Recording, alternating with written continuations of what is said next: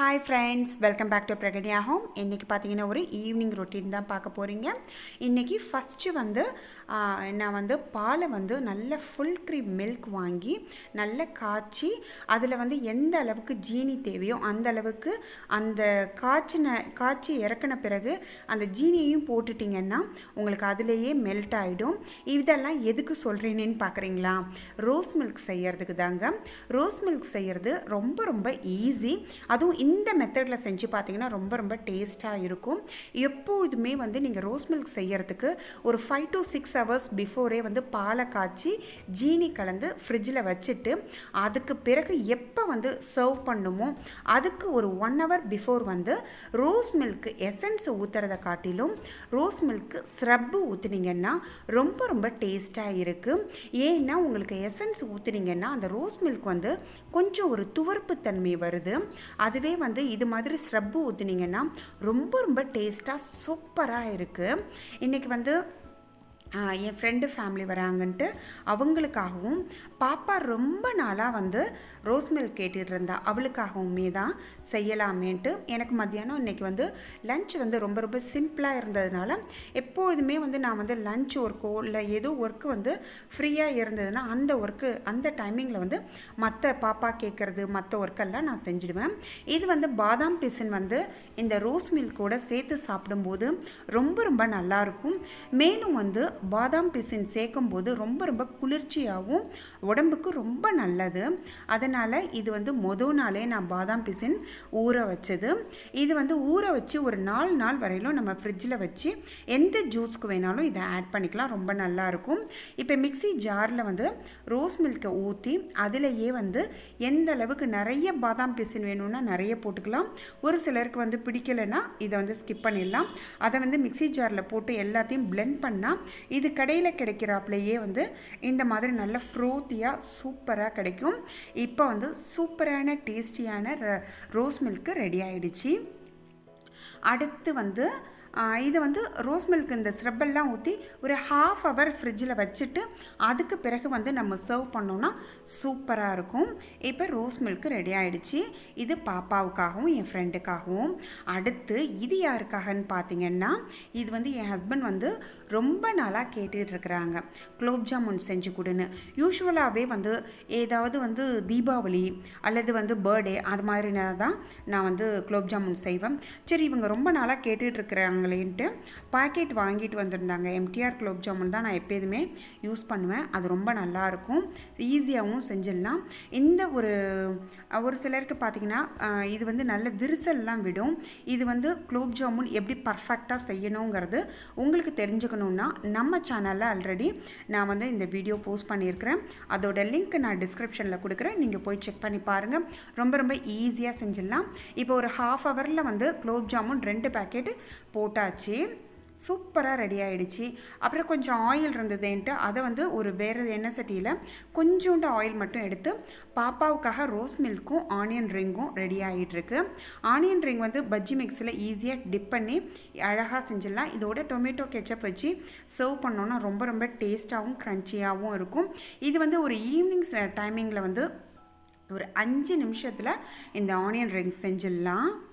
இது நம்ம ஹோட்டல்லலாம் சாப்பிட போனால் இந்த ஆனியன் ரிங்ஸ் வந்து ரொம்ப ரொம்ப எக்ஸ்பென்சிவாக இருக்குது. இது வந்து செய்கிறது ரொம்ப ரொம்ப ஈஸி. நீங்கள் உங்கள் குழந்தைங்க உங்கள் ஃபேமிலிக்கு செய்யுங்க. அடுத்து இந்த வேலையெல்லாம் ஓஞ்சுதுன்னு நினச்சா என் ஃப்ரெண்டு வராங்கன்னு சொன்னேன் இல்லையா, அவங்க வந்துட்டு ஒரு பெரிய மூட்டையை தள்ளி விட்டுட்டு போயிட்டாங்க. என்னடா இது மூட்டையில் என்ன இவ்வளோ இருக்குன்ட்டு நான் கேட்டேன். ஆனால் வந்து பிரிக்க முடியலையேன்ட்டு அப்படியே மூட்டையவே கட் பண்ணிட்டேன். பார்த்தா அவங்க தோட்டத்தில் விளைஞ்ச அத்தனையும் கொண்டுட்டு வந்து கொடுத்துருந்தா. எனக்கு ரொம்ப ரொம்ப ஹாப்பியாக இருந்தது. இது வந்து பார்த்திங்கன்னா இன்றைக்கி வந்து என்னென்ன கொடுத்துருக்கான்னு எனக்கு தெரியல. ஒவ்வொன்றா பார்ப்போம். இந்த மூட்டையை பிரிக்கிறதுக்கே தனி ஆள் வேணும் போல் இருக்குது. என்னென்னு பார்த்திங்கன்னா மாங்காய் கிடக்குது, மாம்பழம், எலுமிச்சம்பழம், கொய்யாப்பழம் எல்லாமே ஆர்கானிக் ஃப்ரூட்ஸுங்க.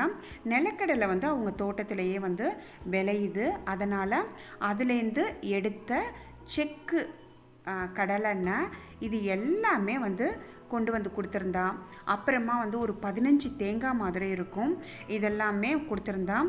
இப்போ வந்து அதாவது மத்தியானத்துலேருந்து ஒரு 3 o'clockலேருந்தே ஒர்க் இருந்தது. கொஞ்சம் உட்காரலான்னு பார்த்தா இந்த ஒர்க்கெல்லாம் வந்துடுச்சு. அப்புறம் பிரகன்யாவுக்கு பிடிக்கும்னு நெத்திலி மீனை காட்டிலும் பிரகன்யாவுக்கு இறால்னால் ரொம்ப இஷ்டம். அதனால் அவள் எப்போ செஞ்சாலும், சப்போஸ் அவள் வந்தாலோ இல்லை நாங்கள் போனாலோ கொடுத்துருவா பிரகன்யாவுக்காக.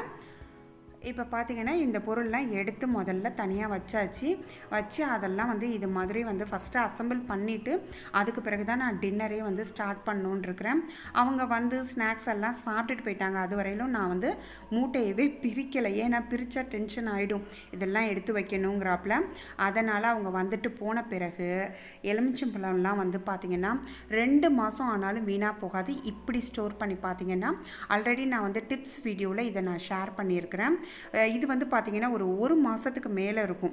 இந்த நியூஸ் பேப்பரில் மடித்து வச்சுருந்த எலுமிச்சம்பழம் எவ்வளோ ஃப்ரெஷ்ஷாக இருக்குது பாருங்கள். இது நான் வந்து என்கிட்ட டிஷ்யூ இல்லை, வாங்கலைங்கிறதுனால நான் நியூஸ் பேப்பர் இது மாதிரி ஒயிட் ஷீட்டில் மடித்து வைக்கிறேன். உங்கள்கிட்ட டிஷ்யூ இருந்ததுன்னா டிஷ்யூவில் மடித்து இது மாதிரி ஒரு பாக்ஸில் வைங்க. எலுமிச்சம்பழம் 2 மாதம் ஆனாலும் காயவே காயாது, ஃப்ரெஷ்ஷாக அப்படியே இருக்கும். இந்த டிப்பை நீங்கள் வந்து கண்டிப்பாக வந்து ட்ரை பண்ணி பார்த்துட்டு கமெண்ட்டில் சொல்லுங்கள். ஜஸ்ட் எந்த பேப்பராக இருந்தாலும் பரவாயில்ல, ஆனால் வந்து நியூஸ் பேப்பர்னால் அதில் கார்பன் இருக்கும், அது வந்து அந்த அளவுக்கு நல்லது கிடையாது. நீங்கள் சும்மா சாதாரண ஒரு A4 வேஸ்ட்டு ஷீட் இருந்தால் கூட அந்த மாதிரி யூஸ் பண்ணிக்கலாம். ஒரு வழியாக எல்லா பொருளையும் ஒதுங்க வச்சாச்சுங்க. என் ஹஸ்பண்ட் வேறு வெளில போயிட்டு வந்ததுனால பசிக்குதுன்னாங்க. அதனால் வந்து அவசரமாக வந்து தக்காளி சட்னி அரைச்சி இட்லி ஊற்றி வச்சுருக்கிறேன். அதுக்கு பிறகு வந்து பாப்பாவுக்காக கொஞ்சம் ஸ்நாக்ஸ் எல்லாம் வாங்கிட்டு வந்திருந்தாங்க. அதை வந்து கொஞ்சம் ஸ்நாக்ஸ் பாக்ஸ் எல்லாம் க்ளீன் பண்ணிவிட்டு பழசெல்லாம் இருந்ததுன்னா அதை தனியாக வச்சுட்டு, இது புதுசுங்கிறதுனால இதை வந்து ஃப்ரெஷ்ஷாக இன்னொரு பாக்ஸில் வைக்கணும். அப்போ தான் வந்து பழசை சாப்பிட்டுட்டு அதுக்கு பிறகு இதை எடுப்பாங்க.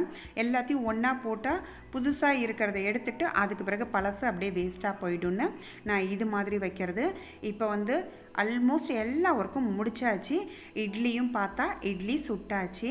ஃபஸ்ட்டு வந்து பாப்பாவுக்கு வந்து ரொம்ப லேட் ஆகிடுச்சு இன்றைக்கி நைட்டு. யூஸ்வலாக ஒரு 8-8:30 தூங்கிடுவான். இன்றைக்கி 9 மணி ஆகிடுச்சு இந்த வேலையெல்லாம் க்ளீன் செய்கிறதுக்கு, சரியாக அந்தந்த இடத்துல வைக்கிறதுக்கு. அதுக்கு பிறகு பாப்பாவுக்கு ஃபஸ்ட்டு இட்லியை ஊற்றி அவளை தூங்க வச்சுட்டு அதுக்கு பிறகு தான் கிச்சனெல்லாம் க்ளீன் பண்ணோம். தக்காளி வந்து நிறைய வந்து வாங்கிட்டோன்னா பழமாக இருக்கிறத மட்டும் ஃப்ரிட்ஜில் வச்சுட்டு காயாக இருக்கிறத வெளியில் வச்சிங்கன்னா ரொம்ப நாளைக்கு வருது. ஃப்ரிட்ஜில் வச்சா அழுகி போயிடுது. இப்போ ஆல்மோஸ்ட் வந்து நைட் ஒர்க் எல்லாம் முடிச்சுட்டு கிச்சன்லாம் க்ளீன் பண்ணியாச்சு. ஃப்ரெண்ட்ஸ், இந்த வீடியோ உங்களுக்கு பிடிச்சிருந்ததுன்னா மறக்காமல் பிரகன்யா ஹோம்க்கு சப்ஸ்கிரைப் பண்ணி பக்கத்தில் உள்ள பெல் சிம்பிளை கிளிக் பண்ணுங்கள். அப்போ தான் என்னுடைய ரெகுலர் அப்டேட்ஸ் உங்களுக்கு ரீச் ஆகும். இன்னொரு யூஸ்ஃபுல் வீடியோவில் நாம் மீட் பண்ணலாம். தேங்க்ஸ் ஃபார் வாட்சிங் ஃப்ரெண்ட்ஸ். பை.